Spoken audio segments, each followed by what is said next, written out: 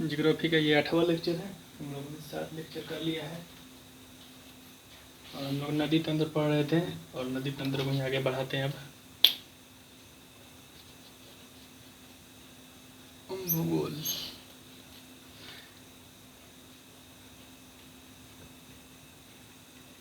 नदी तंत्र में हम लोगों ने कल सिंधु नदी तंत्र को पूरा देख लिया था। अगर आप लोग नहीं देखें तो उस वीडियो को देख लीजिए।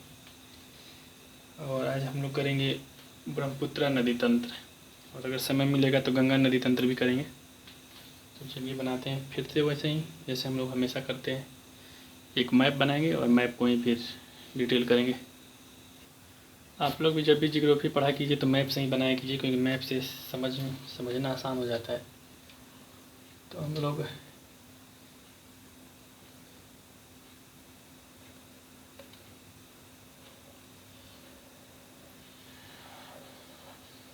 ये सिक्किम वाला हो गया और ये अरुणाचल प्रदेश वाला क्षेत्र हो गया, ये त्रिपुरा और ये मेघालय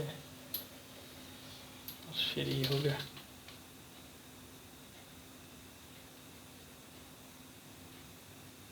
इसको थोड़ा और फाइन बनाते हैं मैप को।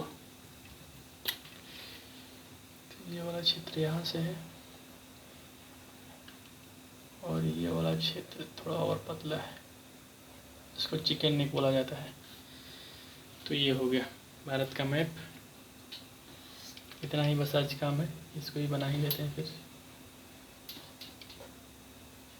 ताकि अपना मैप पूरा हो जाए।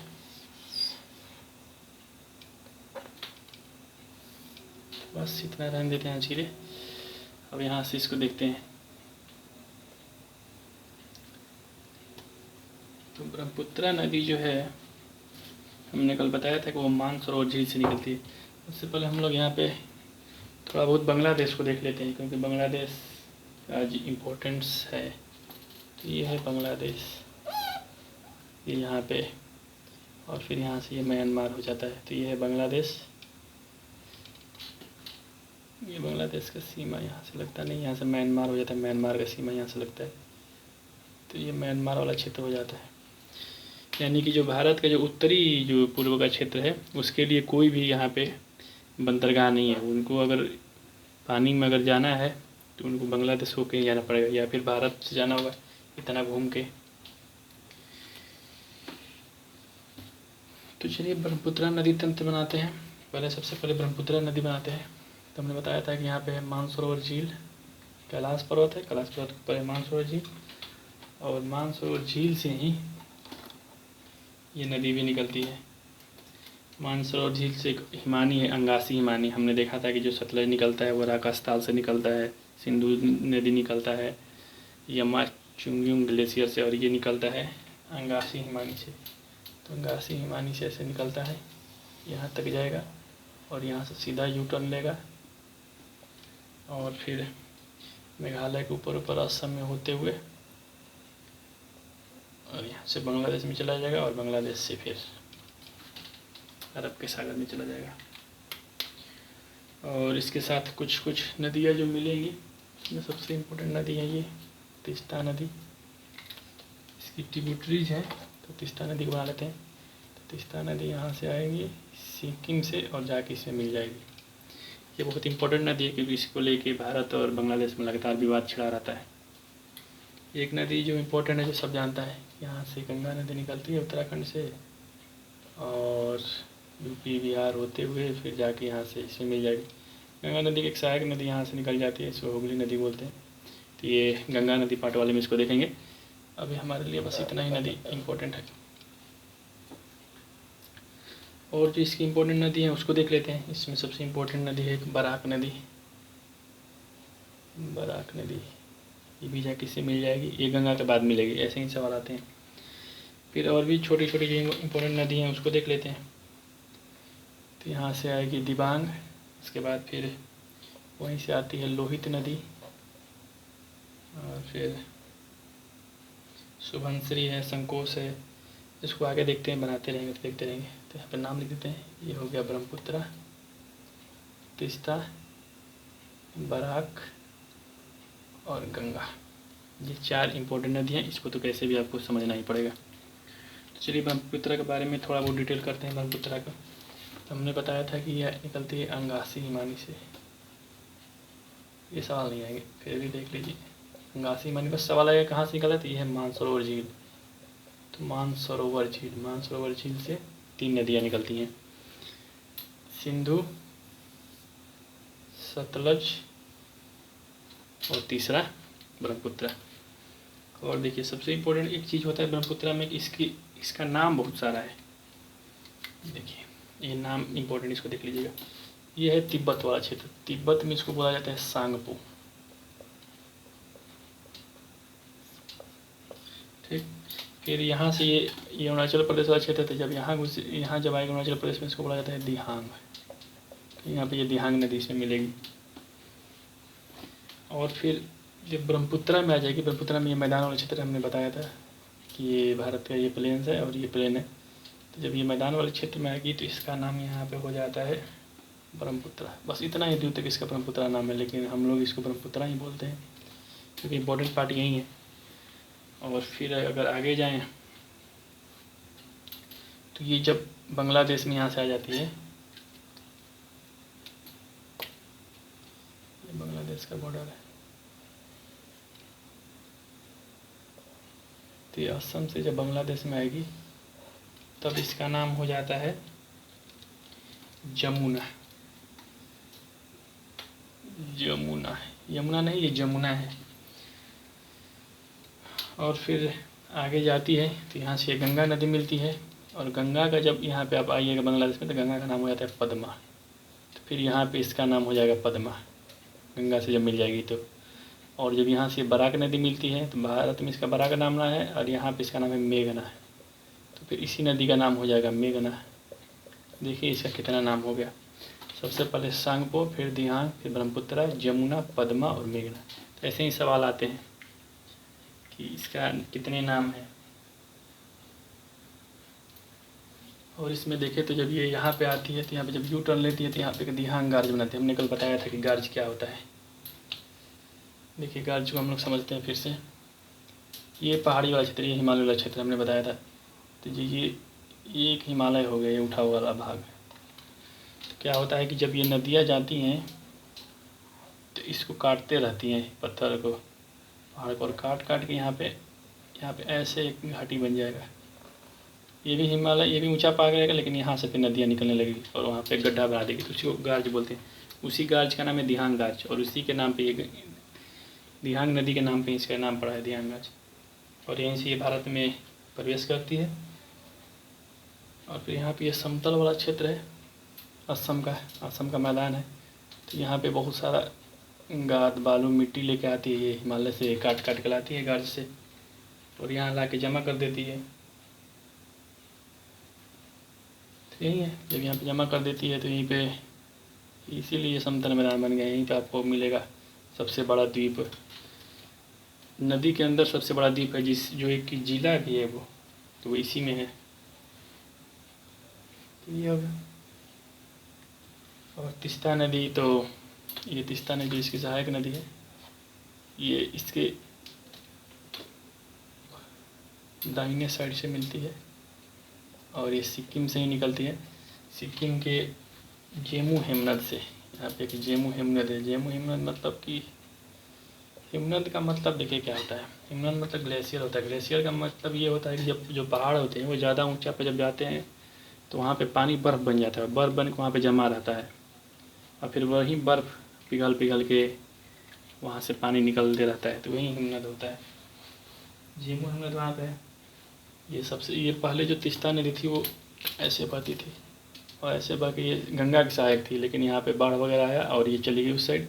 नदियाँ अपना रास्ता बदलते रहती है, जैसे आपने सुना होगा कोसी जो है बिहार का शोक है, इसीलिए शोक है, वो यहाँ से अपना पश्चिम की तरफ बढ़ते जा रही है, रास्ता बदलते रहती है। यहाँ पे दामोदर है तो वो भी शोक है। तो नदियाँ अपने से ही, जैसे ये आप देखिएगा तो ये सिंधु और ब्रह्मपुत्र एक ही नदी थी पहले, शिवालिक के नाम था, लेकिन अब दोनों अलग अलग हो गई हैं। कहीं हो गई। तो मणिपुर में फिर मणिपुर से यहाँ से ये निकलेगा बराक नदी, जो मेघना बन जाती है, तो ये भी इसमें मिल जाएगी। और इसका अगर हम लोग सहायक नदी देखें तो दाहिने तरफ से सहायक नदी में सबसे इम्पोर्टेंट है सुबनसिरी नदी, सुबनसिरी नदी, तीस्ता नदी हो गया, एक भरेली नदी है, मानस है, कामेंग है। तो सुबनसिरी, भरेली, मानस, कामेंग, तो ये 4 नदियाँ हैं, इंपॉर्टेंट है। इसमें नहीं है सुबनसिरी का आएगा, सुबनसिरी किस साइड से मिलती है, तीस्ता का सबसे इंपॉर्टेंट है, तीस्ता ये समझ लीजिएगा। और बात करें बाएँ साइड से, तो बाएँ साइड से सबसे पहले दिबांग, फिर उसके बाद दिहांग नदी, दिहांग के बाद लोहित नदी, ये लोहित है, दिहांग, दिबांग, लोहित। लोहित भी तिब्बत से निकलती है, ये तिब्बत वाला क्षेत्र है, यहाँ से लोहित निकलती है। दिबांग भी वहीं से निकलती है। फिर धनसिरी है, कपिली है, ये सब नदियाँ है, जिया, भरेली, शंकोरा, ये सब नदियाँ। इतना नहीं आएगा, फिर भी ये ठीक है। और देख लीजिए, जो ये ब्रह्मपुत्रा नदी है, ये डेल्टा बनाता है। हमने बताया था कि भारत की सबसे बड़ी नदी ब्रह्मपुत्रा ही है। और जो इसकी लंबाई है, टोटल इसकी लंबाई है 2900 किलोमीटर। इसकी लंबाई है 2500 किलोमीटर, लेकिन इसकी लंबाई है 2900 किलोमीटर। लेकिन भारत में इसकी लंबाई बहुत कम है, भारत में इसकी लंबाई केवल 900 किलोमीटर है, यहाँ से लेके और यहाँ तक, असम तक का क्षेत्र। इसी पे जो हमने बताया था कि जो विश्व का सबसे बड़ा नदी द्वीप है वो इसी पे है, उसका नाम है मांजुली द्वीप। तो अगर पूछे कि मांजुली द्वीप कहाँ है, तो मांजुली द्वीप क्या है, तो एक नदी द्वीप है, नदी के बीच में द्वीप है, और वो एक जिला के समान है, बहुत बड़ा है, चारों तरफ से नदी है उसमें। फिर आपको अगर कहीं जाना है तो आपको नदी पार करके कहीं जाना पड़ेगा। तो ये हो गया विश्व का सबसे बड़ा नदी द्वीप है ये मांजुली द्वीप। अगर पूछे कि दूसरा सबसे बड़ा कौन है, तो उसका नाम है कोको, वो अमेजन नदी के बीच में है। बात करें तो यहाँ पे ये सुंदरवन डेल्टा यहीं बनाता है, यहाँ पे ये टूटा टूटा भाग है, तो ये सब सुंदरवन डेल्टा ये और गंगा मिल के बनाती हैं। तो सुंदरवन डेल्टा भी यहीं पे हो गया, ये भी विश्व का सबसे बड़ा डेल्टा है। मैंग्रोव वन यहाँ पे है। मैंग्रोव वन क्या होता है, इसको भी हम लोग समझ लेंगे। खारे पानी का जल होता है, खारे पानी का वन होता है, तो वो देख लेंगे। फिर जो सुंदरवन जो डेल्टा है यहाँ पे, तो डेल्टा के बारे में हम लोग देखते हैं।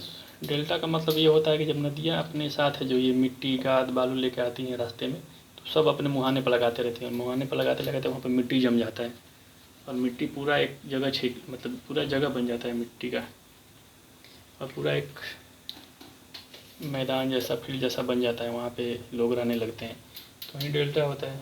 ये जो सुंदरवन डेल्टा है, इसका नाम सुंदरवन पड़ा है, यहाँ पे सुंदरी वृक्ष होता है, और जो बंगाल टाइगर होता है वो यहीं पे होता है, इसीलिए बांग्लादेश का राष्ट्रीय पशु बंगाल टाइगर है, क्योंकि सुंदरवन में पाया जाता है।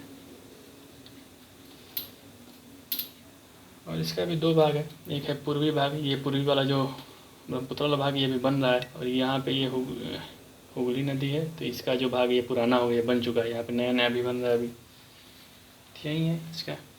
और इसके 3 भाग में भी बांटते हैं, मोरीबंद, प्रोढ़, ज्वार, सक्रिय, तो ये इंपॉर्टेंट नहीं है।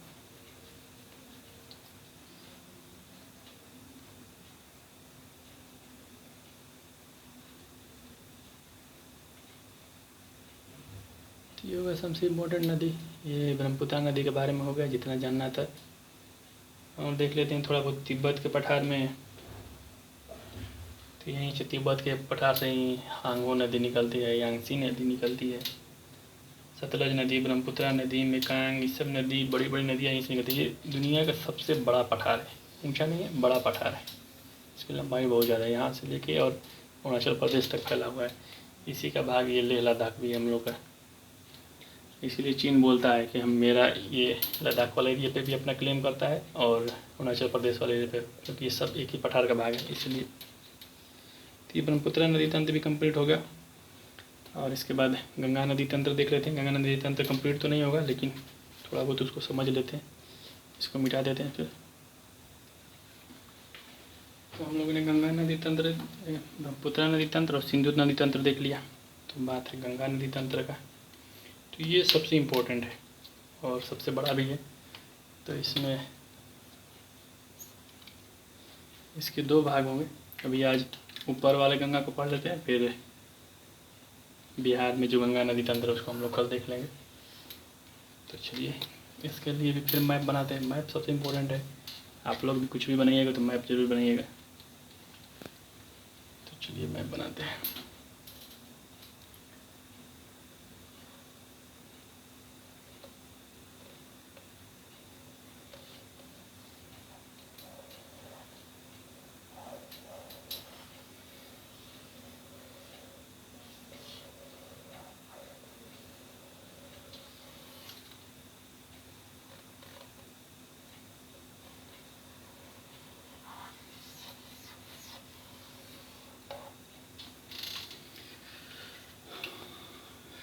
तो चलिए समझते हैं गंगा नदी तंत्र।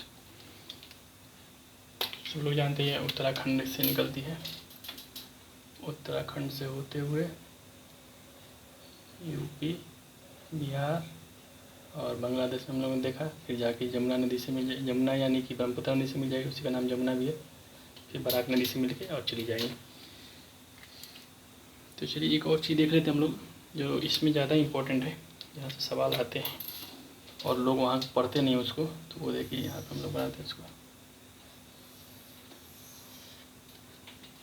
जो गंगा नदी है वो दो नदियों से मिलकर बनी है, अलकनंदा और भागीरथी। तो इसको हम लोग देख लेते हैं। सबसे पहले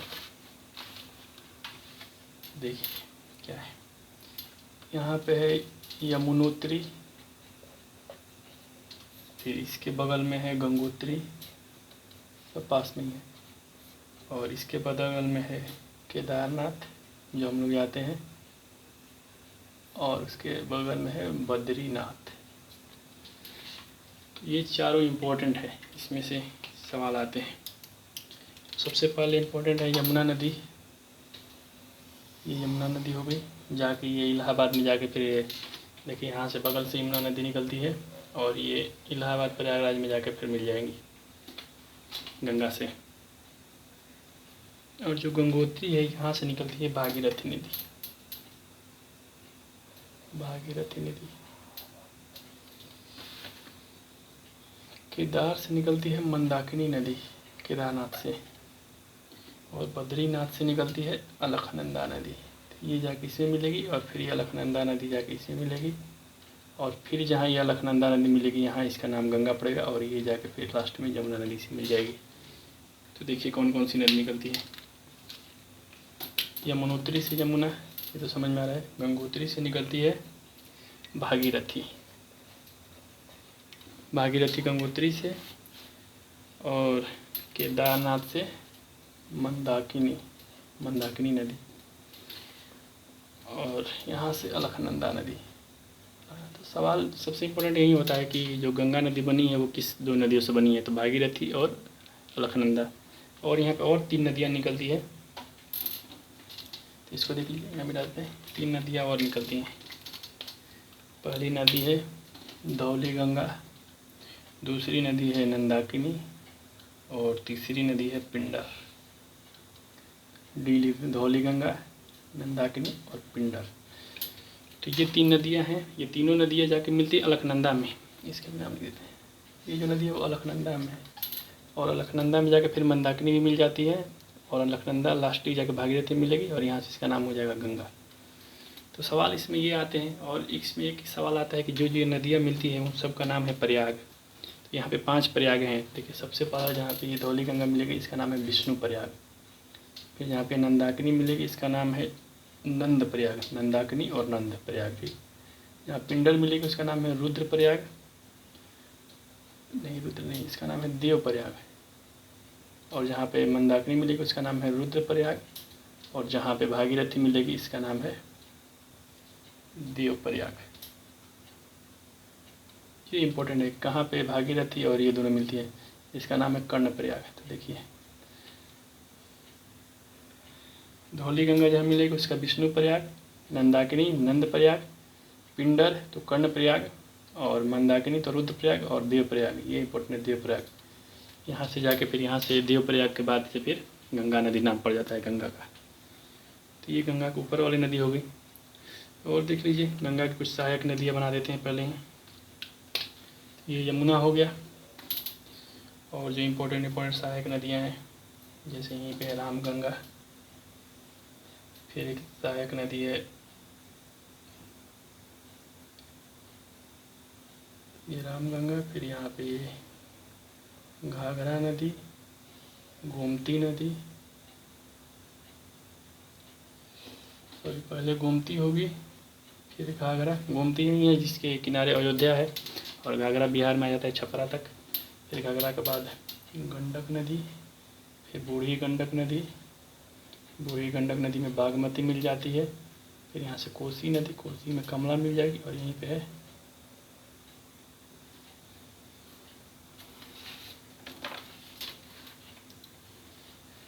फिर ये हो गया, यहाँ पे महानंदा नदी मिल जाएगी। फिर नीचे हम लोग बताए थे केन, बेतवा, यहाँ पे चंबल, सिंध, बेतवा और केन। फिर यहाँ से सोन नदी मिलेगी। सोन नदी अमरकंटक से निकलती है, जहाँ से 3 नदी निकलती है, महानदी और चंबल। ये हम लोग कल देखेंगे, एक एक नदी को फिर से देखेंगे। ये बस आज हम आपको एक रफ डायग्राम बना देते हैं। और यहाँ से दामोदर नदी निकलेगी, यहाँ से जो ये हुगली नदी बनेगी उसमें जाके मिल जाएगी। तो यही सारी नदियों को हम लोग को कल पढ़ना है, कल इसको हम लोग डिटेल में पढ़ेंगे। और बस आज इतना ही रहने देते हैं वीडियो में। बस ये देख लीजिएगा, ये ऊपर वाला नदी, यहाँ से गंगा का नाम पड़ता है देवप्रयाग के बाद। Thank you. कल गंगा नदी तंत्र पढ़ेंगे और उसके बाद बिहार में भी जो गंगा की सहायक नदी है उसको भी अलग से देखेंगे।